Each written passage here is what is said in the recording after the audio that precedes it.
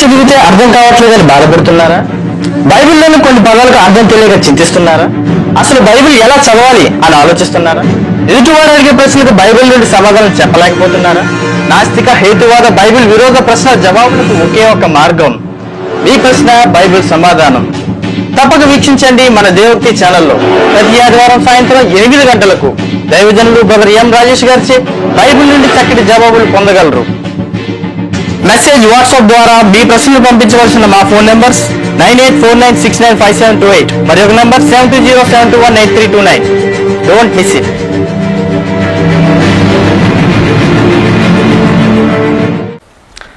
True discovery centre Rajahmundry వారు నిర్వహించు మీ ప్రశ్న Bible సమాధానం కార్యక్రమాన్ని వీక్షిస్తున్న ప్రియ విశ్వాసులకు క్రీస్తునామం నా వందనాలు తెలియజేసుకుంటున్నా. ఈ యొక్క మీ ప్రశ్న బైబిల్ సమాధానం కార్యక్రమం ద్వారా బైబిల్ నుంచి అనేకమైన ప్రశ్నలకు సమాధానాలు పొంది ఉన్నారు. అయితే నేటి దినాన్ని కూడా బైబిల్ నుంచి అనేకమైన ప్రశ్నలకు సమాధానాలు వినడానికి మన మధ్యకి ట్రూ డిస్కవరీ సెంటర్ డైరెక్టర్ గారు బ్రదర్ అమరాజ్ గారు వచ్చి ఉన్నారు కనుక సమయాన్ని వృధాపరచుకోకుండా ఈ యొక్క సమయంలో దైవజనులను ఆహ్వానించుకుని ఈ యొక్క కార్యక్రమంలో ముందుకు కొనసాగుదాం. వందనాలు సార్. ఈ యొక్క సమయంలో బైబిల్ నుంచి అనేకమైన ప్రశ్నలకు సమాధానం చెప్పడానికి మన మధ్యకి ట్రూ డిస్కవరీ సెంటర్ డైరెక్టర్ గారు బ్రదర్ అమరాజ్ గారు వచ్చి ఉన్నారు కనుక ఈ యొక్క సమయంలో ప్రార్థన చేసుకుని కార్యక్రమం ముందుకు కొనసాగుదాం. ప్రార్థన చేసుకుందామండి. మమ్మల్ని మిక్కిలిగా ప్రేమించిన మా కన్న తండ్రి, నీ పరిశుద్ధమైన నామానికి వందనాలు. నీ పిల్లలకున్న అనేకమైన సందేహాలను బైబిల్ నుండి నివృత్తి చేయడానికి నేను నిలబెట్టినందుకు మీకు వందనాలు.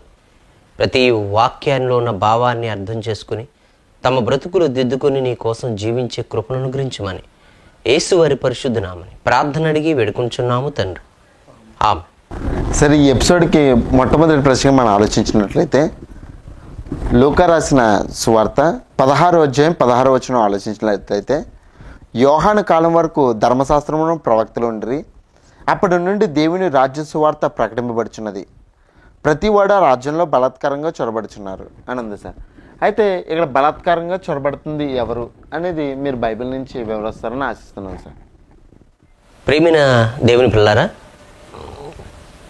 ఒక చక్కనటువంటి ఈ ప్రశ్న ఇది చాలామందికి సందేహాత్మకంగానే మారిపోయింది. దానికి ప్రధానమైన కారణం వాడబడిన పదాలు. రోజు వాడే పదాల కంటే ఒక భిన్నమైన పదం వాడినప్పటికీ భావం మారిపోయిందనో ఏదో కొత్తదనేటువంటి పరిస్థితులు ఈరోజు సమాజంలో చోటు చేసుకున్నాయి. దీనికి ప్రధానమైన కారణం భాష మీద పటుత్వం లేకపోవటం. ఏ సందర్భంలో ఏ మాటలు ఉపయోగించాలో ఆ మాటలు ఉపయోగించాలి. అయితే భాషలో ఒక సందర్భానికి ఒక మాటే ఉండదు. సైన్స్ అనేటువంటి సబ్జెక్ట్ వచ్చినప్పటికీ ఈ తెలుగు పదాలే మరో పదాలుగా వాడబడుతూ ఉంటాయి. మామూలుగా మాట్లాడుకున్న పదాలను సైన్స్ పాఠం చెప్పేటప్పుడు మాట్లాడరు. అలాగే ఖగోళ శాస్త్రం గురించి, భూమి గురించి, దట్టమైన అడవుల గురించి మాట్లాడే సోషల్ స్టడీ వచ్చినప్పుడు అవే పదాలని మరో రీతిలో మాట్లాడుతూ ఉంటారు. ప్రియమైన దేవుని వాళ్ళారా, మనం గమనించుకుంటూ పోతుంటే భాషా ప్రయోగంలో ఒక్కొక్కరు ఒక్కో రకమైనటువంటి పదాలను ఉపయోగిస్తూ ఉంటుంటారు. ఈ పదాల గురించి మనకు తెలియనప్పుడు ఇదేదో కొత్త భావంతో కూడుకున్నదేమో అనేటువంటి ఆలోచన మనకు కలుగుతూ ఉంటుంది.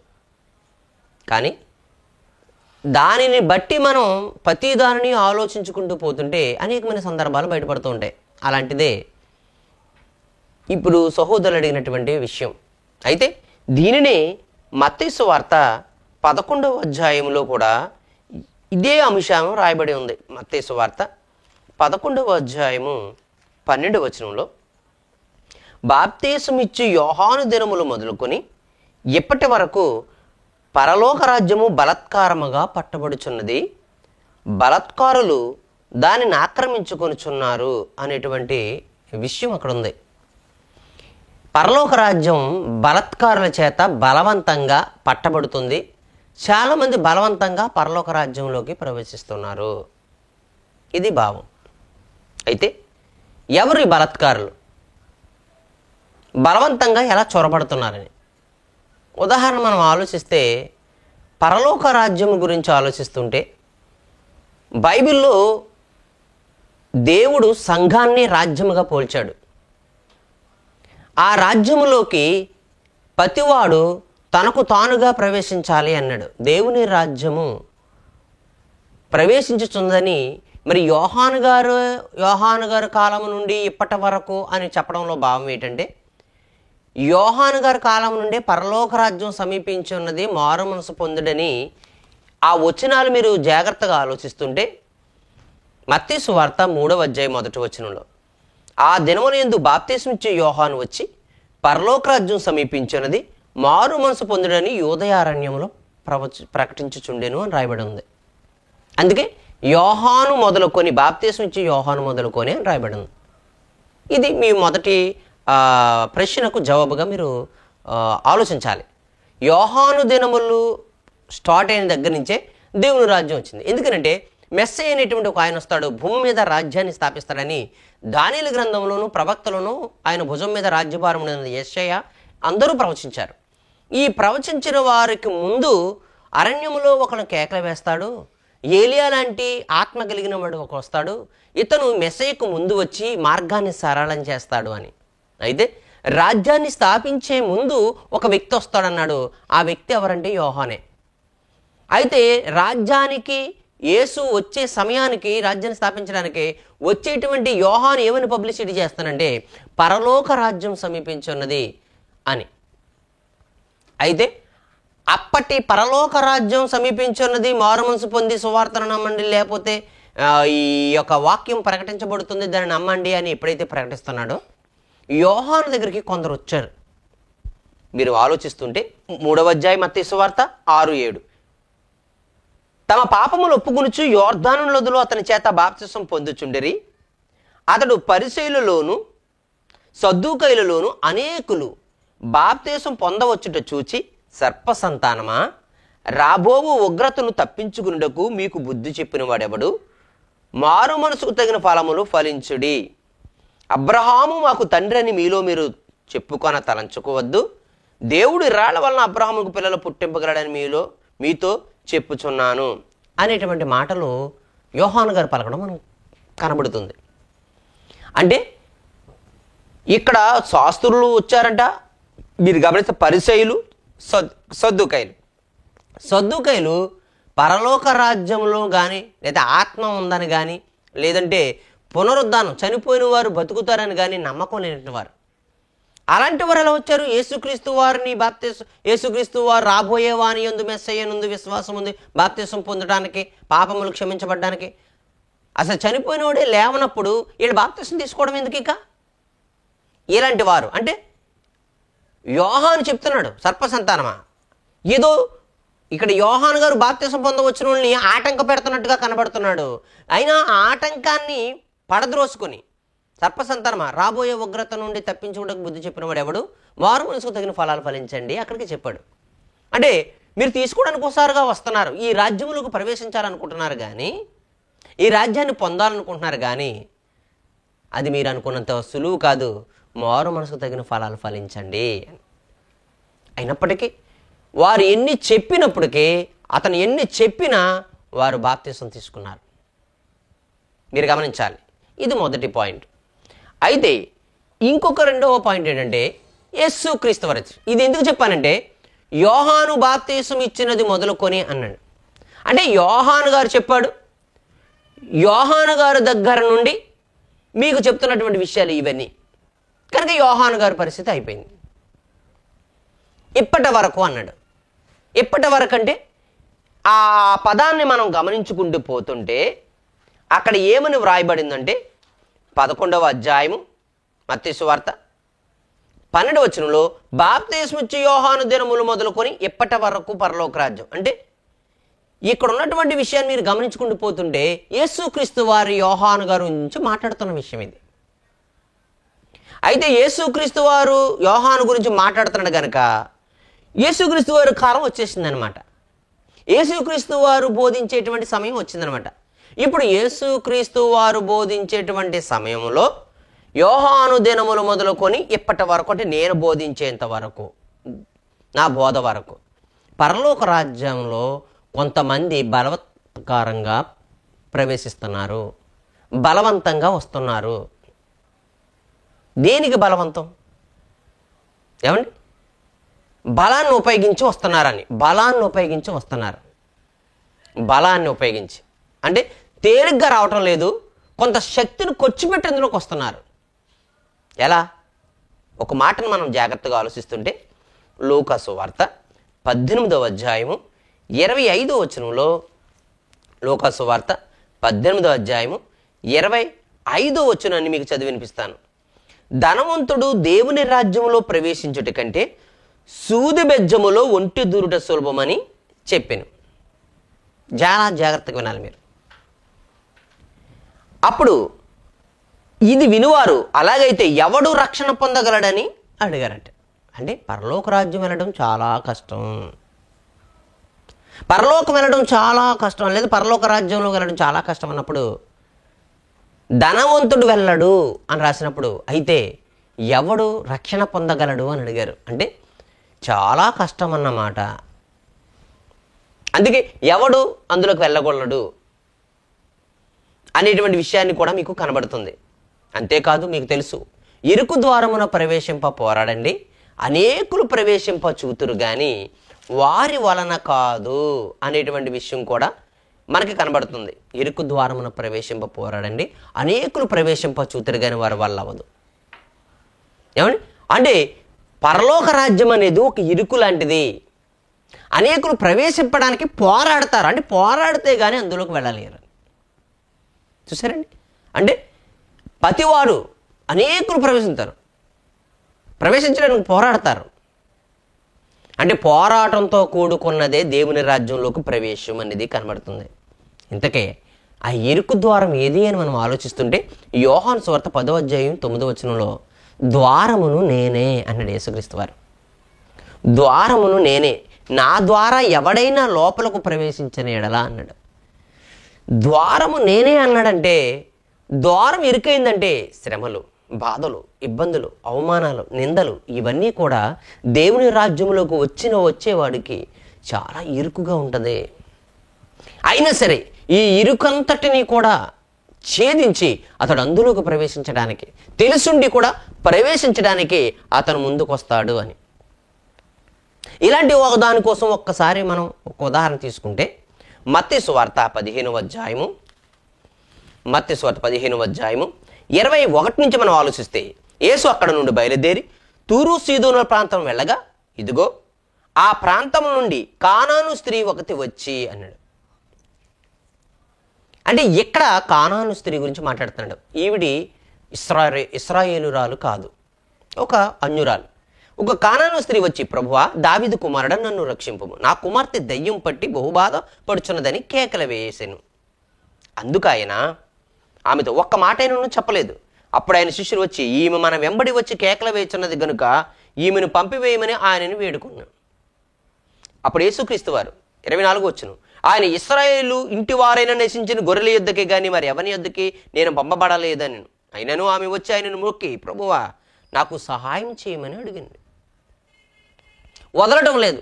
అమ్మా నేను మీకు చెప్పడానికి రాలేదు, నేను ఇశ్రాయేలులో నశించిన గొర్రెల యొద్దకు వచ్చాను, మీకోసం రాలేదని ఎన్ని చెప్పినా ఆమె ఆయన బలవంతం పెడుతుంది.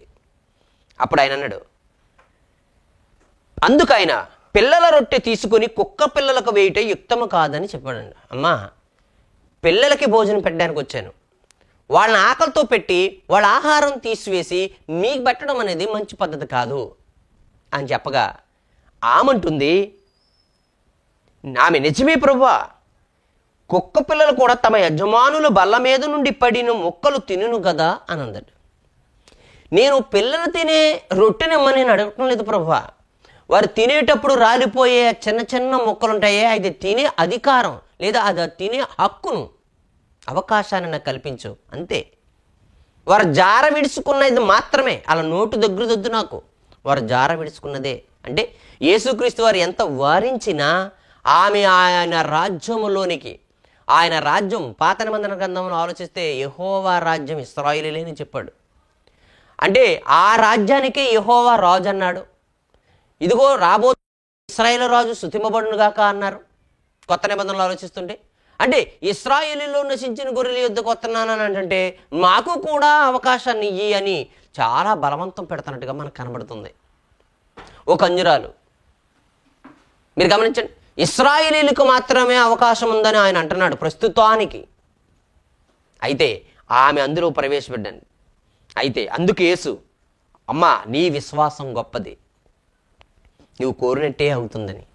ఇప్పుడు యేసు చెప్పినా వినకుండా ఆమె ఆయన రాజ్యంలో ప్రవేశించడానికి ప్రయత్నిస్తుంది. యోహాను ఎంత చెప్పినా శాస్త్రులు, పరిసయ్యులు, సద్దుకైనటువంటి వారు ఆ రాజ్యంలో ప్రవేశించడానికి పోరాడారు బలవంతంగా. అంతేకాదు బైబిల్ ఉన్నటువంటి అనేక మంది, మనం ఆలోచిస్తుంటే మత్తయి సువార్త 8వ అధ్యాయం, మత్తయి సువార్త 8వ అధ్యాయం 5వ వచనం ఆలోచిస్తుంటే, ఆయన కపెర్నహూములో ప్రవేశించినప్పుడు ఒక శతాధిపతి ఆయన యొద్దకు వచ్చి, ప్రభువా నా దాసుడు పక్షవాయువుతో మిగులు బాధపడుచున్నాడు, ఇంట్లో పడి ఉన్నాడని చెప్పి ఆయనను వేడుకొనెను. యేసు, నేను వచ్చి వాని స్వస్థపరిచిదని అతనితో చెప్పగా, శతాధిపతి, ప్రభువా నీవు నా ఇంటిలోనికి వచ్చుటకు నేను పాత్రుని కాను, నీవు మాట మాత్రం సెలవిమ్ము, అప్పుడు నా దాసుడు స్వస్థపడును. నేను కూడా అధికారములకు లోబడిన వాడును, నా చేతి కింద సైనికులు ఉన్నారు, నేను ఒకని పొమ్మంటే పోవును, ఒకని రమ్మంటే వచ్చును, నా దాసుని ఈ పని చేయమంటే చేయనని ఆయనకి ఉత్తరం ఇచ్చాడట. యేసు ఈ మాట విని ఆశ్చర్యపడి వెంట వచ్చుచున్న వారిని చూసి, ఇశ్రాయేలీలోనైనను నేనింత విశ్వాసము చూడలేదని నిశ్చయముగా మీతో చెప్పుచున్నాను అన్నాడు. చూడండి, ఇశ్రాయేలీలో నశించిన గొర్రెల యొద్దకు వచ్చాను, నశించినటువంటి గొర్రెలకు ఈ వాక్యాన్ని చెప్పి వాళ్ళ మారు మనసు కోసం ప్రయత్నించడానికి వచ్చానన్న యేసుకి ఇశ్రాయేలీలోనే అంత విశ్వాసి కనబడలేదంట. ఆలోచించండి, ఎవరి కోసమైతే వచ్చాడో వారే యేసుని విశ్వసించలేదు. యేసు మాట విని దేవుని రాజ్యంలో ప్రవేశించలేని హక్కు లేనటువంటి వారుగా మారిపోయారు, అనర్హులుగా మారిపోయారు. అలాంటి స్థితిలో చూడండి, ఆయన రాజ్యంలోకి ప్రవేశించడానికి ఎంత ఈజీగా ఇశ్రాయేలీయులను, అందుకే అంటున్నాడు, అనేకులు తూర్పు నుండి పడమ నుండి వచ్చి అబ్రహాముతో కూడా, ఇస్సాకుతో కూడా, యాకోబుతో కూడా పరలోక రాజ్యమందు కూర్చుందులు, రాజ్య సంబంధులు వెలుపట చీకట్లో త్రోయబడుదురు, అక్కడ ఏడుపును పండ్లు కురుకుడు ఉండని వారితో చెప్పును. అంతటా యేసు, ఇక వెళ్ళుము, నీ విశ్వసించిన ప్రకారం నీకు అవునుగా కానీ శతాధిపతితో చెప్పును, ఆగడిలో నా దాసుడు స్వస్థత ఉందని రాసింది. ఎవరు విశ్వసించాలి, కానీ వారికి లేని అద్భుతమైనటువంటి విశ్వాసం ఇతనికి ఉంది. ఇప్పుడు చెప్పండి, ఎవరు రాకూడదని యేసు చెప్పాడు, ఎవరు వస్తున్నారో మీరే అర్థం చేసుకోండి. ఇది బలవంతం కాదంటారా? మీరు గమనించండి, ఎవడో అక్రమార్కులు, తప్పులు చేసేవాళ్ళు, దుర్మార్గులు యేసును పక్కకు గెంటేసి ఆయన రాజ్యంలో ప్రవేశించేస్తున్నారని అర్థాన్ని తీసుకురాకూడదు. ఎందుకంటే అది పొందిన వారికి కానీ అది ఎవరికి దక్కదో చెందదో అని బైబిల్లో చెప్పింది. దేవుడు మీకంటే బలవంతుడు, కానీ ఆయన వద్దంటున్నా, మీరు అర్హులు కాదు అని అనుకుంటున్నా, అసలు అర్హత దేనికి అంటే, మీరు మారు మనసు పొందితేనే అర్హత. అంటే వాళ్ళు ఏ స్థితిలో ఉన్నా ఆ స్థితికి వాళ్ళ బ్రతుకును మార్చుకున్నారండి. ధనవంతుడు పరలోక రాజ్యం వెలుటి కంటే సూది బెజ్జంలో ఒంటె దురుట సులభమని చెప్పిన యేసే ధనవంతుడైన జక్కయ్యకి పరలోక రాజ్యంలో అవకాశాన్ని పొందుకోగలిగాడు. ఎలా? అతడు ధనవంతుడైనప్పటికీ తన దగ్గర ఉన్న ధనమంతా సగం పేదలకు ఇచ్చాడు, మిగతాదంతా ఒక 4 గంటలు చెల్లించాడు. అది కాదంటారా పరలోక రాజ్యంలో బలవంతంగా చొరబడ్డమంట? దానికి అడ్డుపడితే తన ధనమే అయితే దాన్ని వదిలిపెట్టేశాడు. అంతటి వదిలిపెట్టేసి ఆయన రాజ్యంలో ప్రవేశించడానికి ప్రారంభించాడు. అంతేనా? తిమోతి వాళ్ళ అమ్మమ్మ లోయలోను, వాళ్ళ అమ్మ యూనికోలోను ఉన్నటువంటి విశ్వాసం, చిన్నతనం నుండి లేఖనాల యందు ఆసక్తి కలిగి బైబిల్ అంటే దేవుని అంటే ఇష్టం కలిగినటువంటి వ్యక్తి ఒక మంచి సేవకుడి దగ్గర శిష్యరికం చేయాలనుకున్నాడు. ఎలాంటి సేవకుడి దగ్గర చేయాలనుకున్నప్పుడు అతనికి నచ్చినటువంటి ఒక వ్యక్తి, ఒక గురువు ఎవరో కాదు, అపోస్తలుడైన పౌలు. ఈ అపోస్తలుడైన పౌలు చాలామంది గురువులు అయితే చెప్పుదురు కానీ చెయ్యరు, తన వేరు కొనతోనైనా ఏది మెదపరు. కానీ ఈ గురువు అలాంటి వాడు కాదు. మహాశ్రమలు అనుభవించాడు, కష్టం అనుభవించాడు క్రీస్తు కోసం. అలాంటి వాని దగ్గర శిష్యరికం చేస్తానని వస్తున్నప్పుడు పౌలు ఆ శిష్యుని వారిస్తున్నాడు, నువ్వు నాతో వస్తే నువ్వు తట్టుకోలేవు. దేవుని రాజ్యం అంటే మాట కాదు, శక్తి, ప్రయోగం, త్యాగం. అలా చేస్తే తప్ప రాజ్యంలోకి వెళ్ళలేరు అన్నప్పుడు తిమోతి ఏమని మాట్లాడుతున్నాడో చూస్తే మనం ఆశ్చర్యపోతాం. తిమోతికి రాసిన 2వ పత్రిక 3వ అధ్యాయము 11వ వచనం, అంతియొకయ, ఇకోనియ, లుస్త్రా అను పట్టణములలో నాకు కలిగిన హింసలను ఉపద్రవములను తెలుసుకుని వాడవై నన్ను వెంబడించితివి. ఈరోజు కష్టాలు వస్తాయనంటే క్రీస్తుని వెంబడించేవారు తక్కువ, సుఖాలు వస్తాయంటే క్రీస్తుని వెంబడించేవారు ఎక్కువ. ఈరోజు అందుకే క్రీస్తుని వెంబడించాలనుకున్న వాళ్ళు కష్టాలు చెప్పరు, సుఖాలు. కానీ పౌలు చూడండి, తిమోతికి నీ వెనకాల నేను శిష్యరికం చేస్తానన్నటువంటి వ్యక్తితో చాలా బాధలు ఉన్నాయి, కష్టాలు ఉన్నాయని చెప్పినప్పుడు అయినా సరే నేను నిన్ను వెంబడిస్తానని అతడు వెంబడించితివి, అట్టి హింసలను సహించితిని గాని వాటన్నిటిలో ప్రభు నన్ను తప్పించాడని. అయినప్పటికీ పౌలు తిమోతి వెనకలే తిరిగాడు. పౌలు లాంటి వాడికి ఆత్మీయ కుమారుడిగా పేరు తెచ్చుకున్నాడు. వీళ్ళంతా కూడా ఒకరు వద్దంటే బలవంతంగా వచ్చిన వారే. కష్టాలు ఉన్నాయని చెప్పినా వచ్చారు, అవమానాలు ఉన్నాయన్నా వచ్చారు. ఆయన రాజ్యంలో పాలు పంచుకున్నారు. చెప్పండి, బలత్కారులు బలవంతంగా మీరు గమనించండి. అయితే ఈ వచనాలన్నిటిని మనం గమనించుకుంటూ పోతుంటే మార్కు సువార్త ఇందాక మనం చదివినట్టు 10వ అధ్యాయము 25వ వచనంలో ధనవంతుడు కోసం పిల్లలారా ఆస్తి యందు నమ్మకించేవారు దేవుని రాజ్యంలో ప్రవేశించడం ఎంతో దుర్లభమైనది. ధనవంతుడు దేవుని రాజ్యంలో ప్రవేశించుకంటే సూది బెజ్జములో ఒంటెదురుడు సులభం, అందుకు వారు అత్యధికంగా ఆశ్చర్యపడి అట్లయితే ఎవడు రక్షణ పొందగలడు. అంటే దేవుని రాజ్యం ఎంత కష్టంతో కూడుకున్నది, ఎంత కష్టంతో కూడుకున్నది కాకపోతే ఎవడ రక్షణ పొందగలడు అని రాశారు చెప్పండి. కనుక ప్రియమైన దేవుని వల్లరా, అంటే దేవుని రాజ్యంలో ప్రవేశించాలనుకున్నది ఒక పోరాటంతో కూడుకున్నది. ఏమండి, ఒక ఇరుకన్నప్పుడు బలాన్ని ఉపయోగించే వెళ్ళాలి, బలత్కారంతోనే వెళ్ళాలి.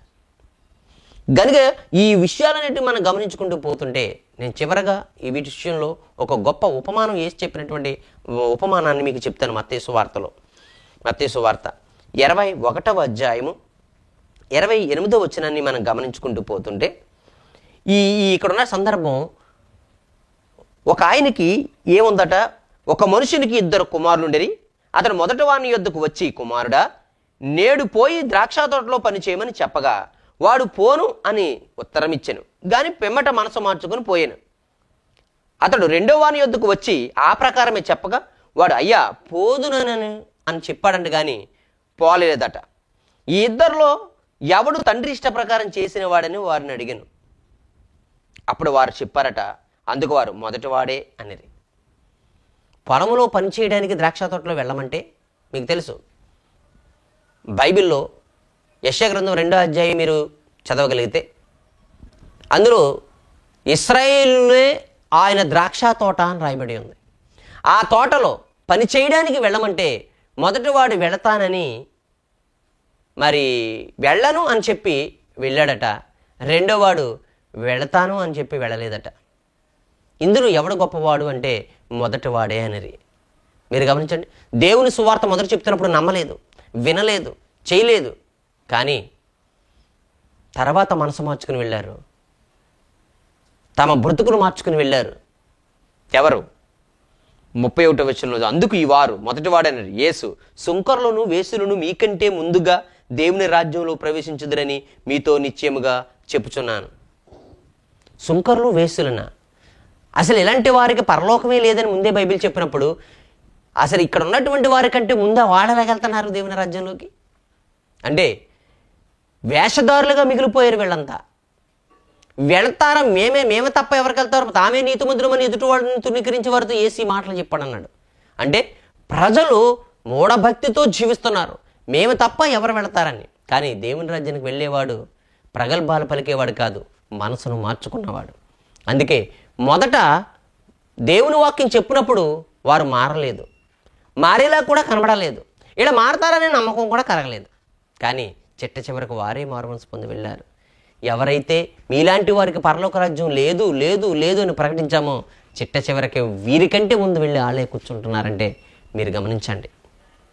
కనుక ప్రియమైన దేవునులారా, పరలోక రాజ్యం యోహాను బాప్తిస్మం ఇచ్చిన మొదలుకొని అక్కడి నుండి దేవుని రాజ్యం అప్పటి నుంచే ప్రకటించడం జరిగింది. కనుక అప్పటి నుండి మరి లోపం కలిగిన వాడు, దౌర్భాగ్యుడు, దేవునికి వ్యతిరేకం కలిగిన వాడు పరలోక రాజ్యంలో కూర్చోలేడు అన్నప్పుడు తప్పనిసరిగా వారికి ఉన్న స్థితిగతులన్నీ మార్చుకుని వచ్చి ఆయన రాజ్యంలో కూర్చున్నారు. బలత్కారులు దాన్ని ఆక్రమించుకున్నారు. వారే బలవంతంగా లోకాన్ని, సమాజాన్ని దేన్ని పట్టించుకోకుండా తన ప్రాణాలను సహా ద్వేషించి ఆయన రాజ్యంలోకి ప్రవేశించినప్పుడు నేడు ఈరోజు మీరు కులం అడ్డొచ్చి, మతం అడ్డొచ్చి, తల్లిదండ్రులు అడ్డొచ్చు, భార్య అడ్డొచ్చో, వీళ్ళు ఒప్పుకుంటలేదనో వాళ్ళు ఒప్పుకుంటలేదనో నువ్వు క్రీస్తులోనికి దేవుని రాజ్యంలోనికి రాలేకపోతున్నావు. కానీ ఈరోజు చూడండి, వారు బలవంతంగా ఈరోజు ఎంతోమంది రోజు గుడికి వెళ్ళేవాడు మనసు మార్చుకోలేకపోతున్నాడు, మారిపోయామని అనుకుంటున్నారు. కానీ నిజంగా పశ్చాత్తాపడి మనసు మార్చుకున్న వాళ్ళు ఎంతమందో. 30 సంవత్సరాలు 50 సంవత్సరాలు మేము క్రైస్తవులు పుట్టు క్రైస్తవులు అనుకున్నవాడు వాడికంటే ముందు వీడే వెళ్ళిపోతారని. కనుక మీరు గమనించి క్రీస్తుల చెప్పినటువంటి ఆయన రాజ్యంలో మీరు ప్రవేశించాలని ప్రభుపేట మేము కోరుకుంటున్నాను. సార్, పరలోక రాజ్యం బలాత్కారంగా పట్టబడుతున్న అంశాన్ని ఇప్పటివరకు బైబిల్ నుంచి చక్కగా వివరించారు సార్. ప్రత్యేకమైన వందనాలు తెలియజేసుకున్నాం. మరొక ప్రశ్నగా మనం ఆలోచించినట్లయితే, యేసుక్రీస్తు వారు శిలువ చనిపోలేని చెప్పేసి, ఆయన ద్వారా రక్షణ ఏమాత్రం లేదని చెప్పేసి, యెహోవా ద్వారానే తప్ప మరి ఎవరి ద్వారా రక్షణ లేదు అని చెప్పేసి, పాప పరిహారానికి యేసు రక్తం అవసరం లేదు అని చెప్పి అనేక మంది క్రైస్తవేతరులు, ప్రత్యేకంగా చెప్పాలనుకుంటే ముస్లిమ్స్ ఈ యొక్క అంశాన్ని తెర మీద తీసుకొచ్చారు. అయితే వారు బైబిల్లోంచి కొన్ని రెఫరెన్స్లు చూపించి, ఇదిగో ఈ రెఫరెన్స్ బట్టించి యేసుక్రీస్తు వారు చనిపోలేదని చాలా స్పష్టంగా తెలుస్తుందని చెప్పేసి ఒక వచనాన్ని ఇవ్వడం జరిగింది సార్. ఆ వచనాన్ని మీరు ఇప్పుడు వివరిస్తారని ఆశిస్తున్నాం. ఆ యొక్క వచనం ఏంటంటే, యెషయా గ్రంథము 51వ అధ్యాయము 14వ వచనం ఆలోచించినట్లయితే, కృంగబడిన వాడు త్వరగా విడుదల పొందును, అతడు గోతిలోనికి పోడు, చనిపోడు, అతనికి ఆహారం తప్పదు అని యొక్క వచనాన్ని చూపించి, యేసుక్రీస్తు వారు ఒకవేళ మీరు అనుకున్నట్టుగా చనిపోతే గోతిలోనికి వెళ్ళాడు అనుకోండి, వెళ్తే అక్కడికి వెళ్ళినాడు, అక్కడ రెఫరెన్స్ చూస్తే మీకు అర్థమవుతుంది కదా, చనిపోలేదని చెప్పేసి చాలా స్పష్టంగా ఉంది. యేసుక్రీస్తు వారు కూడా 3 రోజుల తర్వాత వచ్చి ఆహారం తిన్నారు, ఒక చేపని తిన్నట్టుగా కూడా బైబిల్లోని వచనాలు చూపించి, ఇదిగో ఈ యొక్క రెఫరెన్స్ పట్టించి యేసుక్రీస్తు వారు శిలువ మీద చనిపోలేని చెప్పేసి చాలా స్పష్టంగా ఉందని చెప్పేసి రెఫరెన్స్ను యూజ్ చేయడం జరుగుతుంది సార్. అయితే దీన్ని ఏ విధంగా అర్థం చేసుకోవాలి, అసలు గోతిలోనికి పోవడం అంటే ఏంటి, దీని గురించి బైబిల్ నుంచి వివరిస్తారని ఆశిస్తున్నాను సార్. మరొక ప్రశ్నగా మనం ఆలోచిస్తుంటే, ఈరోజు చాలామంది ముస్లిం సోదరులు మరి ఏమని ప్రశ్నిస్తున్నారంటే, వారి గ్రంథాన్ని పక్కన పెట్టి నేడు బైబిల్ మీదకి వచ్చి బైబిల్లో ఉన్నటువంటి సంగతులు తప్పని చెప్పి వారు గొప్పదని చెప్పుకోవడం ఈ మధ్యన పరిపాటు అయిపోయింది. సరే, వారు తప్పనంత మాత్రాన బైబిల్లోది ఏమాత్రం తప్పు కాదు. ఈరోజు మనిషి ముందు ప్రతి దానిని అర్థం చేసుకునే మాట్లాడతాడా అని అంటే, చాలా విషయాల్లో మనిషి అర్థం చేసుకోకుండానే తొందరపడి మాట్లాడతాడని ఎక్కువ సర్వేలు చెప్తున్నాయి. అయితే దేవుని గురించినటువంటి కొన్ని సందర్భాల్లో అర్థం కాక మనిషి ఎప్పుడు తొందరపడుతూనే మాట్లాడాడు అనేది చాలా రుజువయ్యాయి. అలాంటి దాంట్లో ఈ విషయం కూడా ఇది. యేసుక్రీస్తు వారు చనిపోలేదు, కొన ఊపిరితో సమాధిలో పెట్టబడ్డాడు, గోతులో పెట్టబడ్డాడు. ఆ తర్వాత 3వ దిన అతని శిష్యులు ఎత్తుకుపోయారు. తర్వాత ఆయన ఆహారం తిన్నాడు. ఇదిగో యెషయా గ్రంథము 51వ అధ్యాయం 14 వచనం, కృంగబడిన వాడు త్వరగా మరి కోలుకుంటాడని, విడుదల పొందుతాడని, అతడు గోతులోనికి పోడు, చనిపోడు, అతనికి ఆహారం తప్పదు అనేటువంటి విషయాలను ఈరోజు సమాజాన్ని పరిచయం చేసి, ఇదిగో ఈ మాటను బట్టి యేసుక్రీస్తు వారు చనిపోడు, మరి బతుకుంటాడు, ఆహారం తింటాడని ఒక మాట చెప్పి అనేక మంది క్రైస్తవ విశ్వాసాలను చెడగొట్టాలని ప్రయత్నిస్తున్నారు. అయితే అది వారి వల్ల కాదనుకోండి. అయినప్పటికీ మీ యొక్క సందేహం, ఈ వాక్యం యొక్క భావం ఏంటో మీకు తెలియకపోతే దాని గురించి వారు దానిని బలహీనపరిచి మీ విశ్వాసాన్ని చొరగొనాలి, మిమ్మల్ని బలహీనపరచాలని ప్రయత్నిస్తున్నారు. అయితే దేవుని పక్షంగా ఎవరో ఒకరుండి దేవుని యొక్క వాక్యం అనే దానిలో ఉన్న సత్యాన్ని బయలుపరచడానికి ప్రతి తరములో ఎవరో ఒకరు ఉంటూనే ఉన్నారు. వారు అనుకుంటున్నారు మేము వారిని ఏదో చేసాం, వేరిని ఏదో చేసామని. మీ తరం కాదు, క్రైస్తవ్యాన్ని పాతాళానికి తొక్కేయడం అనేది మానవుడికి అసాధ్యమైనటువంటి పని. క్రీస్తు జోలికి, బైబిల్ జోలికి వస్తే వచ్చిన వారి గతి ఏమైందో గత చరిత్ర మీరు చదివితే మీకు అర్థమవుతుంది. ఆయన ఎవరిని ఏమనటం లేదు. క్రైస్తవుడు వల్ల సమాజానికి మరి ఒక యుద్ధం వచ్చో లేదా బాంబు పెట్టో మానవుల యొక్క ప్రాణాలు తోడేసే పరిస్థితి ఏమి ఉండదు. నెమ్మది, వారు పనేదో వారు చేసుకుంటుంటారు. కాకపోతే వాళ్ళకి తెలిసిన సత్యాన్ని సమాజానికి చెప్పాలనుకుంటారు. మీరు కూడా క్రైస్తవులుగా చెప్పాలనుకున్నది చెప్పండి, కానీ ఎదుటి వాడిని ఇబ్బంది పెట్టేలా చెప్పకండి. ప్రతివానికి స్వాతంత్రం ఉంది, ఆ స్వాతంత్రానికి వారిని విడిచిపెట్టండి.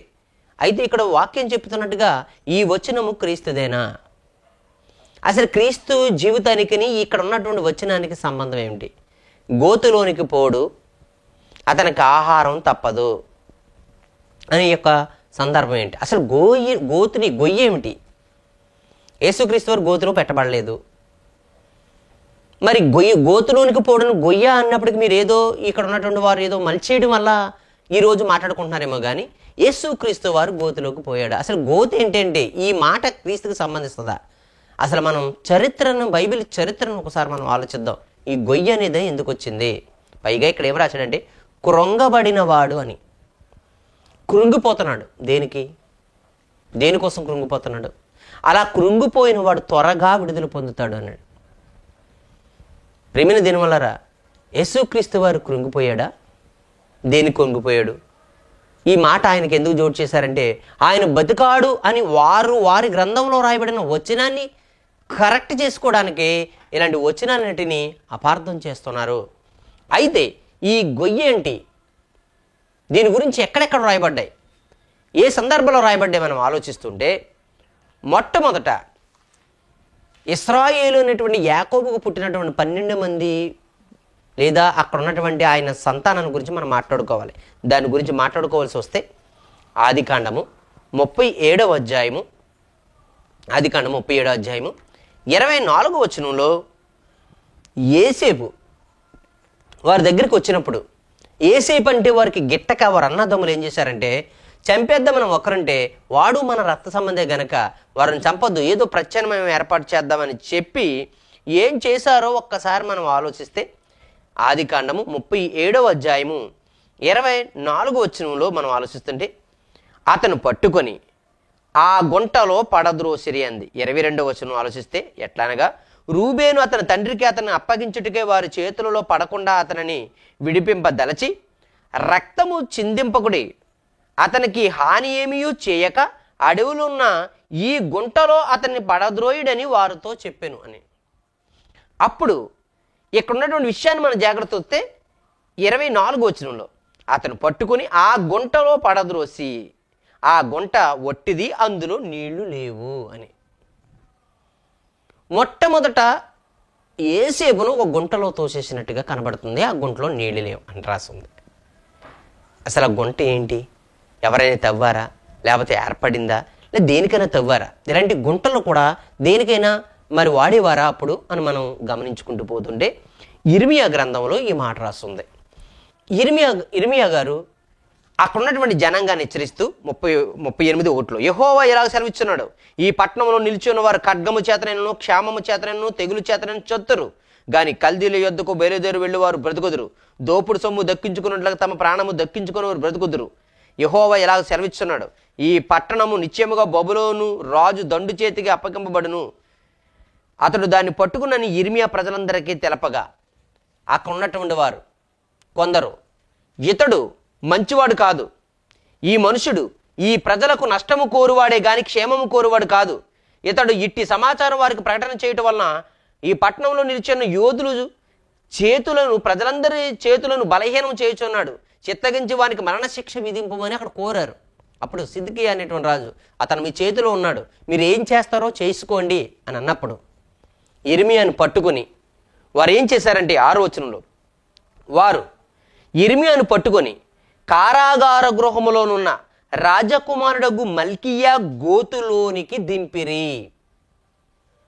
అందులోనికి ఇర్మియాను త్రాళ్లతో దింపినప్పుడు ఆ గోతులో నీళ్లు లేవు, బురద మాత్రమే ఉండెను, ఆ బురదలో ఇర్మియా దిగబడెను అని రాసింది. చూడండి, అంటే ఆనాటి శిక్షలలో ఒక నీళ్లు లేని ఒక గొయ్య తవ్వి ఆ గొయ్యను బురద చేసి శిక్షింపబడినటువంటి ఒక ఖైదీని ఆ గోతులో పడేసేవారు. అతనికి ఆహారం కానీ నీళ్లు కానీ ఇచ్చేవారు కాదు. కనుక అలాంటి నీళ్లు లేని గోతులో పడేసేవారు అనేటువంటి వాక్యాన్ని మనకు కనబడుతుంది. ఇక్కడ మరొకసారి చదివి వినిపిస్తాను. దీనికి జవాబు చెప్పలేక కిమ్మను ఊరుకున్న దైవజనులు ఎంతమంది ఉన్నారు. వేదికల మీద అనర్గళంగా మాట్లాడి మరి ఎంతో శవాలు విసిరి వారు కూడా సమాధానం చెప్పలేకపోయారంటే కారణం మీరు ఆలోచించండి. ఇక్కడ కావలసింది ఆవేశం కాదు, దేవుని యొక్క ఆలోచన. మీ ఆవేశం మనిషికి వద్దు, దైవావేశం ఉంటేనే మనం చెప్పగలం. ఎంత చక్కగా రాశాడో చూసారండి. ఏమని రాశాడు చూడండి, మళ్ళీ ఒకసారి వారు ఇర్మియాను పట్టుకొని కారాగార గృహంలో ఉన్న రాజకుమారుడు మల్కియా గోతులోనికి దింపిరి. అందులోనికి ఇర్మియాను త్రాళ్లతో దింపినప్పుడు ఆ గోతిలో నీళ్లు లేవు, బురద మాత్రమే ఉండెను, ఆ బురదలో ఇర్మియా దిగబడెను అని. శిక్షింపబడిన వారిని ఈ నీళ్లు లేని బురద గోతులో పడేయటం అనేది కూడా ఒక శిక్షగా మనకి కనబడుతుంది. నిశ్చయముగా అందులో పడేస్తారు అని. అదిగే 37వ అధ్యాయం 16-17 వచనాల్లో యిర్మీయా చెరసాల గోతులో వేయబడి అక్కడ అనేక దినములు ఉండెను. పిమ్మట రాజైన సిద్కియా అతను రప్పించుటకు వర్తమానం పంపి తన ఇంటికి అతను పిలిపించి, యెహోవా యొద్ద నుండి ఏ మాటైనా వచ్చేనా అని అడుగుగా, యిర్మీయా నీవు బబులోను రాజు చేతికి అప్పగింపబడదన్న మాటే వచ్చాను. మరలా అదే పలికాడు. గోతులో పడేయక ముందు అదే పదం చెప్పాడు, గోతులోంచి తీసిన తర్వాత కూడా అదే మాట చెప్పాడు. అంటే దేవుని పక్షంగా మాట్లాడినందుకు ఆ గోతులో పడవేయబడ్డాడు యిర్మీయా అని మాత్రం మీరు ఈ యొక్క మాటను గమనించవలసిన విషయం. అంతేకాదు, జకర్యా గ్రంథము 9వ అధ్యాయము 9వ అధ్యాయము 11వ వచనం కూడా ఆలోచిస్తుంటే 10 నుంచి చదువుతున్నాను. యేసుక్రీస్తు వారి కోసం రాయబడుతూ, ఎఫ్రాయిములో రథములు ఉండకుండా నేను చేసేస్తాను, యెరూషలేములో గుర్రములు లేకుండా చేసేస్తాను, యుద్ధపు విల్లు లేకుండా పోవును, నీ రాజు సమాధాన వార్త అన్యజనులకు తెలియజేయును. సముద్రము నుండి సముద్రం వరకు, యూఫ్రటీసు నది మొదలుకొని భూదిగంతముల వరకు అతడు ఏలును. మరియు నీవు చేసిన నిబంధన రక్తమును బట్టి తాము పడిన నీరు లేని గోతులో నుండి చెరపట్టబడిన నీ వారిని నేను విడిపిస్తాను అన్నాడు. ఈయన గోతులోకి వెళ్ళిపోతాడని రాయలేదు, ఆల్రెడీ గోతులో ఉన్నవారిని ఆయన వచ్చి విడిపిస్తాడట. ఇది వారికి తెలియకుండా ఇదేదో బ్రహ్మాండమైన వాక్యం, దీనివల్ల క్రైస్తవులను కృంగజేసేద్దాం, కృంగబడిన వాడు నేను లేవదీస్తానంటే ఈడొచ్చి కింగును తీసేద్దామని చూస్తున్నాడు ఈరోజు. ఎవరి వల్ల కాదు. మీరు గమనించినంత చక్కగా చెప్పాడు. మరియు నీవు చేసిన నిబంధన రక్తమును బట్టి తాము పడిన నీరు లేని గోతులో నుండి చెరపట్టబడిన నీ వారిని నేను విడిపించదను, నేను విడిపిస్తానని ఆ మాట యెషయా గారు అక్కడ చదువుతున్నాడు. ఏమండి, అలాంటి వాడిని నేను ఆదుకుంటాను, అలాంటి వాడిని నేను పైకి తీసుకుని వస్తాను అనేటువంటి మాట ఇక్కడ మనకి కనబడుతూనే ఉంది. విలాప వాక్యాలు 3వ అధ్యాయము. ఎన్ని మాటలు ఇవన్నీ చదవకుండా ఏదో ఒక మాటను బట్టి మనల్ని పాడు చేయాలనేటువంటి ఉద్దేశం ప్రియమైన దేవులారా. 3వ అధ్యాయము 52వ వచనం. అతడు పక్షిని తరుమునట్లు శత్రువులు నిర్నిమిత్తముగా నన్ను వెనువెంట తరుముదురు, వారు చెరసాలలో నా ప్రాణము తీసివేసిరి, నా పైన రాయి ఉంచిరి అని రాసి. ఇదొక మాట మనం గమనించుకుంటూ పోతుంటే కీర్తన గ్రంథం 35వ అధ్యాయము, కీర్తన గ్రంథము 35వ అధ్యాయము 7వ వచనం అండి. 35:7. నన్ను పట్టుకుని నన్ను వారిని నిమిత్తంగా నా గుంటలో తమ వల ఒడ్డిరి, నా ప్రాణం తీసివెళ్ళని నిర్నిమిత్తముగా గుంట తవ్విరి అని. చాలామంది అంటూ ఉంటారు, ఏంట్రోయ్ గోతులు తవ్వుతున్నావు అని. గోతులు పనిన వాడిని ఎవరో ఒకరు లేవనెత్తాలండి. అంటే ఏ గొయ్య గోతులు తవ్వుతున్నావు అంటే ప్రతి మనిషి వెనకాల గుణపం పారటి తిరుగుతున్నారన్న, ఆ గోతులు పడిపోతారన్న. గోతులు తవ్వుతున్నావు అంటే లేవలేని పరిస్థితికి తోసేస్తున్నా వీటరా నన్ను కానీ అనేటువంటి భావంతో కూడుకున్న విషయమే కదా. దీని గురించి మరి ఆయన చెప్తున్నటువంటి మాట చూడండి ఎంత చక్కగా ఉందో. నన్ను పట్టుకుని వాళ్ళని వారు నిమిత్తముగా గుంటలో తమ వలనొడ్డిరి, నా ప్రాణము తీయవల్లని నిర్నిమిత్తముగా గుంట త్రవిరి. ఏనుగుల్లాంటి జంతువులను పట్టుకోవడానికి వాటి దంతాల కోసం పెద్ద పెద్ద గుంటలు తవ్వుతారండి అడవులలో. వాటిలో అంత బలమైన జంతువు అయినప్పటికీ అది ఆ గోతులు పడిపోగానే పైకి లేవనెత్తినా వచ్చి ప్రాణం రక్షించుకోలేనటువంటి పరిస్థితి ఈ మధ్యకాలంలో మీరు చూసారో లేదో. ఓ తల్లితో ఓ పిల్ల వస్తూ పెద్ద గోతులు పడిపోయి రెండును. ఆ తల్లి ఏనుగు ఆ గోతులు పడిపోవడం వల్ల చనిపోయింది. ఆ పిల్ల ఒక్కత తల్లి లేస్తుందని ఎంతో ప్రయాసపడితే ఎవరో చూసి ఆ పిల్లను బయటికి లాగి తల్లి కొన్ని గంటల తర్వాత దాన్ని క్రేన్తో బయటికి తీశారు. ఎవరో ఒకరు రక్షించారు. తల్లిని రక్షించకపోయిన పిల్లని రక్షించారు. ఒక జంతువుని రక్షించడానికి ఎవరో ఒకరు వచ్చినప్పుడు ఈ లోకం అనేటువంటి పాపం అనే గుంటలో పడిపోయిన వారిని, లేదా ఆపదలో పడిపోయిన వారిని, లేకపోతే ఇబ్బందులు పడిపోయిన వారిని దేవుడు తప్పనిసరిగా లేవనెత్తుతాడు. వాడిని మృత్యువాత పడనివ్వడు. దేవుడు వారికి సహాయం చేస్తాడని. ఎవరు ఆ గోతులో పడిపోతే దేవుడు సహాయం చేస్తాడు. మీరు గమనిస్తే బైబిల్లో చెప్తున్న ప్రతి మాట 30వ అధ్యాయము కీర్తన గ్రంథము 30వ అధ్యాయములో మనం చక్కని మాట 3వ వచనంలో ఆలోచిస్తుంటే, యెహోవా పాతాళములో నుండి నా ప్రాణమును లేవదీసితివి, నేను గోతిలోనికి దిగకుండా నీవు నన్ను బ్రతికించితివి. పాతాళాన్ని కూడా గుంట అనేటువంటి తర్జుమాలో రాశారు. గుంట, గొయ్య అని. అంటే అలాంటి స్థితిలోకి వెళ్ళిపోయాను నేను. ఒక మనిషి మార్చితే మారలేని స్థితికి వెళ్ళిపోయాను. ఒక మనిషి నన్ను పైకి లేవనెత్తలేనటువంటి స్థితిలో పడిపోయాను. అలాంటి స్థితిలో నుండి మరణ ఛాయల్లోకి వెళ్ళిపోయాను. అలాంటి స్థితిలో నుంచి నన్ను లేవనెత్తావు. మీరు గమనించండి, ఇలాంటి భావంతో కూడిన వచనాల్ని భౌతికమైన భావాలతో ఆలోచించి ప్రజల యొక్క విశ్వాసాలను పాడు చేద్దామంటే, అవును సత్యం తెలియడు పోతాడు, సత్యం తెలిసి నా దేవుడు తప్పుగా వ్రాయించడు అని తెలుసుకున్నవాడు ఎవడో కడ వరకు నిలబడతాడు. పడిపోయేవాడు గురించి మనం ఆలోచించవలసిన అవసరం లేదు. ఎందుకంటే పడిపోయేవాడు మరి దేనికైనా పడిపోతాడు. మరి ఆహారం దగ్గర పడిపోయినవాడు డబ్బుల దగ్గర పడిపోతాడు. ఒకవేళ డబ్బు దగ్గర విశ్వాసాన్ని కోల్పోలేని వాడు ఒక స్త్రీ దగ్గర కోల్పోతాడు. ఒక స్త్రీ దగ్గర కోల్పోలేనివాడు పదవి దగ్గరైనా కోల్పోతాడు. ఏదో ఒక చోట బలహీనమైనటువంటి మనశ్శాసి వాడు పడిపోతాడు.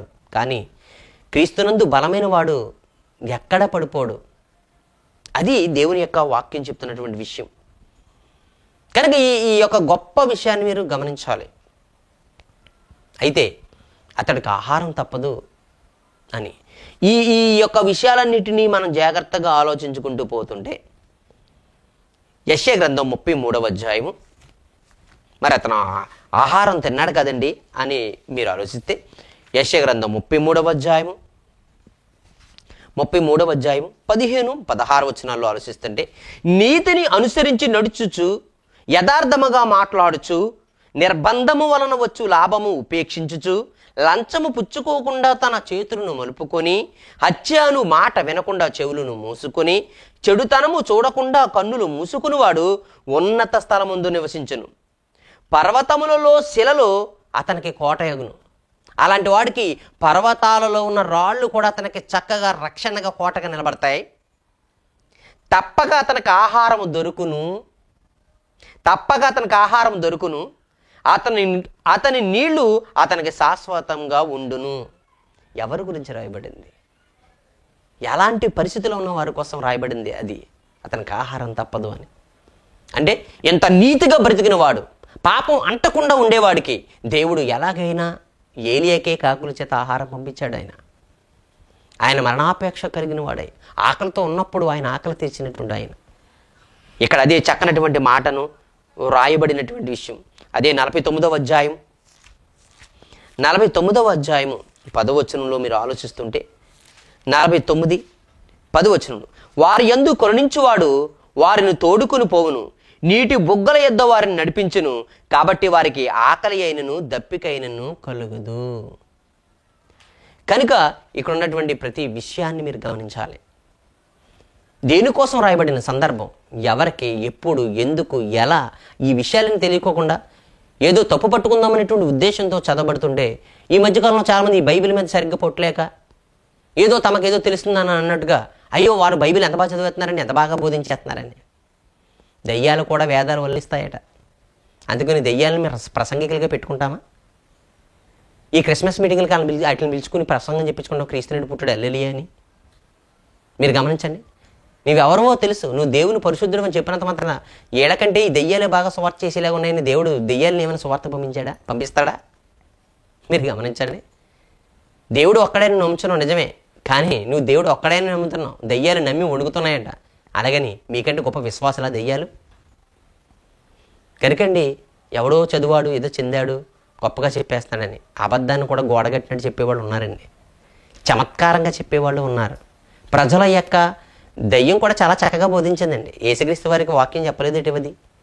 కనుక ప్రతి వాడు బాగా చెప్పేస్తున్నాడు అంటే నీకు అంత బాగా బైబిల్ తెలిస్తేనే ఆ మాట అనాలి నువ్వు.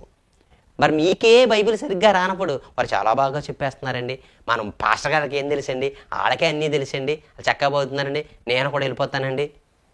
వెళ్ళిపోండి. ఎవరిని బలవంతంగా ఉంచేటువంటిది కాదు దేవుని రాజ్యం. అందరికీ అందులోకి వచ్చుచూ పోవచ్చు ఉండేటువంటి స్వాతంత్రం మీకుంది.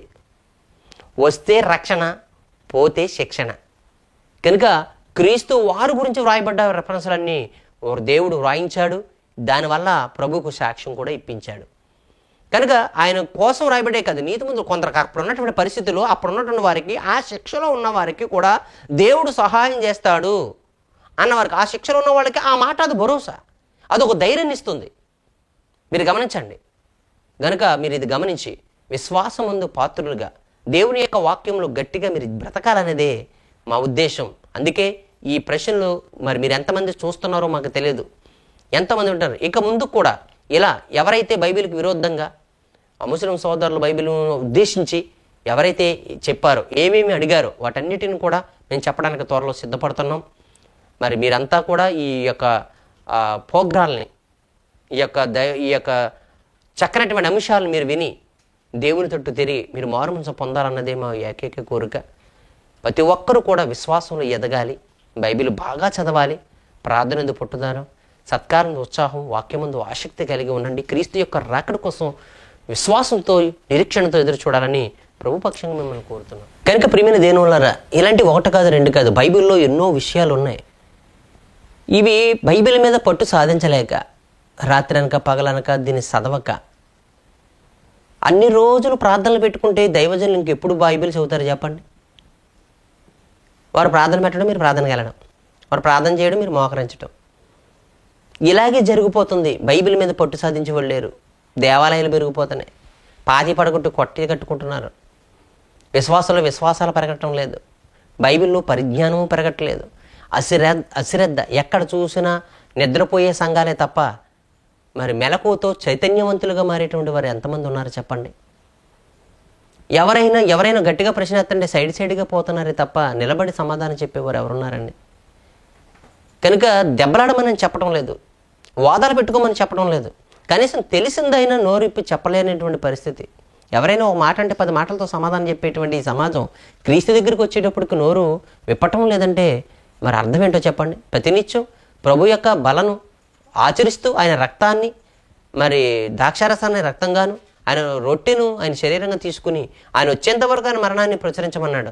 ఆయన మరణం గురించే తప్పుడుగా బోధిస్తుంటే కనీసం వాళ్ళకి ఆయన మరణం గురించి సమాధానం చెప్పలేనటువంటి పరిస్థితుల్లో క్రైస్తవులు సేవకులు ఉన్నారంటే ఇది మన వైఫల్యం కాదంటారా? మనం వెనకబడిపోయి ఉన్నామని దీన్ని బట్టి అయినా మనకు తెలియడం లేదా?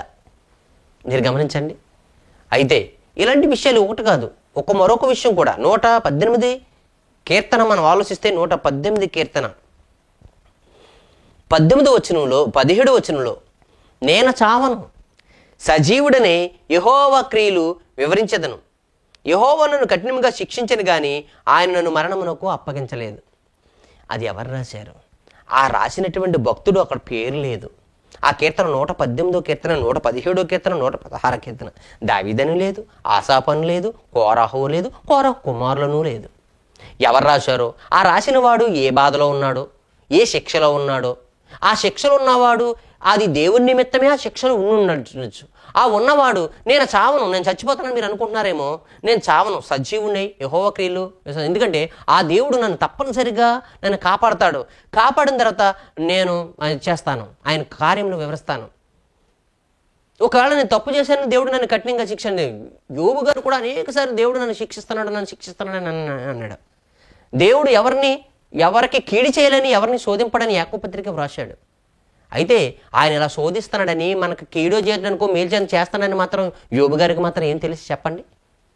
అలాగే ఈ భక్తులు కూడా చెప్తున్న విషయాన్ని దాన్ని కూడా వక్రంగా తిప్పేసి ఇది యేసుక్రీస్తు వారి కోసం చెప్పి నేను చావనని 100 మాట ఈ పండు తింటే చావరు అన్నట్టుగా దెయ్యంలా ఒక్క మాటని 100 సార్లు చెప్పి క్రైస్తవుని అవలా మార్చేస్తున్నారు. అవ్వక సాతాను బొవ్వెట్టేసినట్టు ఈరోజు క్రైస్తవులను ఒక అవలా మార్చేసి మళ్ళీ ఈ వాక్యాలు అనేటువంటి బొవ్వెట్టేస్తున్నారు. మళ్ళీ మారిపోతున్నారు, కంగారు వచ్చేస్తుంది. ఒక పదాన్ని 10 సార్లు చెప్పినప్పుడు అనుమానం వచ్చేస్తుంది. ఏమండి, మీ ఆయన మంచోడేనా అంటే మంచోడా 4 సార్లు అంటే మంచోడు కాదేమో అనుమానం వచ్చేస్తుంది భార్యకి. మీ పిల్లడు మంచివాడా అని ఆలోచన అనుమానంగా 4 సార్లు అడిగేటప్పుడు మీ పిల్లడు ఏం తప్పు చేశాడేమో కంగారు వచ్చేస్తుంది మీకు. నమ్మకాలు అయిపోతున్నాయి. అందుకే అంటాడు నేను చావను, సజీవుడనే యెహోవా క్రియలు వివరించదను. యెహోవా నన్ను కఠినంగా శిక్షించనే కానీ ఆయన నన్ను మరణమునకు అప్పగించలేదు. మీ బైబిల్లోనే ఉంది అంటున్నారు. మా బైబిల్లోనే ఉందయ్యా, కానీ సందర్భం ఏంటి? ఎవరు చెప్తున్నారు? ఏమని ఉంది అక్కడ? ఎవరి గురించి మాట్లాడుతున్నారు? ఈ విషయాలన్నీ మీకు వద్దు, వారికి వద్దు. దీని గురించి ఆలోచిస్తుంటే హబక్కుకు గ్రంథంలో చక్కనటువంటి మాట వ్రాయబడి ఉంది. ఆ మాటను మీకు చదివి వినిపిస్తాను. ఇది మీకు ఎలా తోస్తుందో ఒకసారి ఆలోచించండి. 1వ అధ్యాయము 12వ వచనమండి. యెహోవా నా దేవా, నా పరిశుద్ధ దేవా, ఆది నుండి నువ్వు ఉన్నవాడు కావా? మేము మరణమునొందము, మేము మరణమునొందము, మేము మరణమునొందము.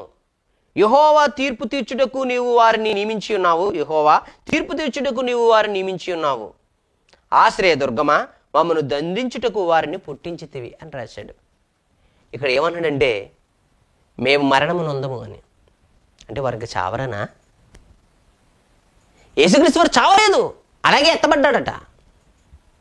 అంటే వీళ్ళు కూడా చావరట, మరణం నొందరట. అంటే ఎత్తిపోతారనా, వెళ్ళిపోతారని వీళ్ళు కూడా.